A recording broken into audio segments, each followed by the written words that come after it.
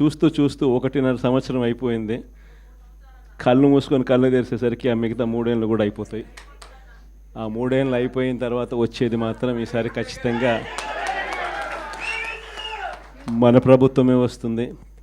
ఎందుకనంటే ఇంతగా మోసాలు చేసిన పరిస్థితి, ఇంతగా అబద్ధాలు చెప్పిన పరిస్థితి బహుశా ఈ రాష్ట్ర చరిత్రలో ఎప్పుడు కూడా మనం చూసి ఉంటాం.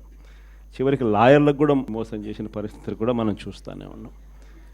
సూపర్ 6లు సూపర్ 7లు అనేటి గాలికి ఎగిరిపోయినాయి. ఇంతకుముందు మన ప్రభుత్వ హయాంలో ఉన్న ప్రతి పథకం కూడా అన్నీ రద్దయిపోయినాయి.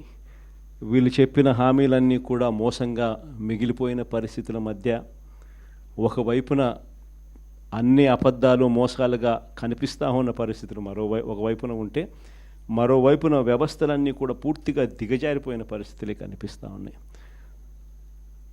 చదువుల రంగం తీసుకున్న, పేదవాడి ఆరోగ్యానికి సంబంధించిన రంగం తీసుకున్న, వ్యవసాయ రంగం తీసుకున్న, లా అండ్ ఆర్డర్ తీసుకున్న, గవర్నెన్స్లో ట్రాన్స్పరెన్సీ తీసుకున్న, ఏ రంగాన్ని తీసుకున్నా కూడా అన్ని రకాలుగా తిరోగమనమే కనిపిస్తుంది తప్ప ఈ రాష్ట్ర ప్రభుత్వంలో ఎక్కడా కూడా పురోగతి, అభివృద్ధి అనేది ఎక్కడా కనిపించని పరిస్థితి.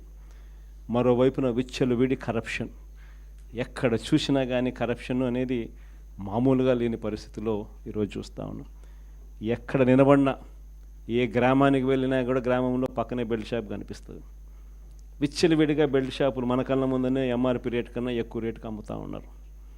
డైరెక్ట్గా ఎంఆర్పి రేట్ కన్నా ఎక్కువ అమ్ముతూ ఉన్న బెల్ట్ షాపులు ఎవరు నడపాలా అనేది ఆక్షన్లో పాడుతూ ఉన్నారు.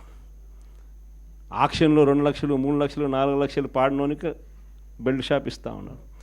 ఆ బెల్ట్ షాప్ ఎంఆర్పి రేట్ కన్నా ఎక్కువ రేటు కళ్ళ ముందరనే అమ్ముతూ ఉన్నారు.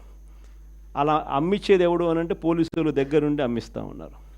ఇది కరప్షన్ అనేది కళ్ళ ముందనే కనిపిస్తూ ఉన్న కరప్షన్.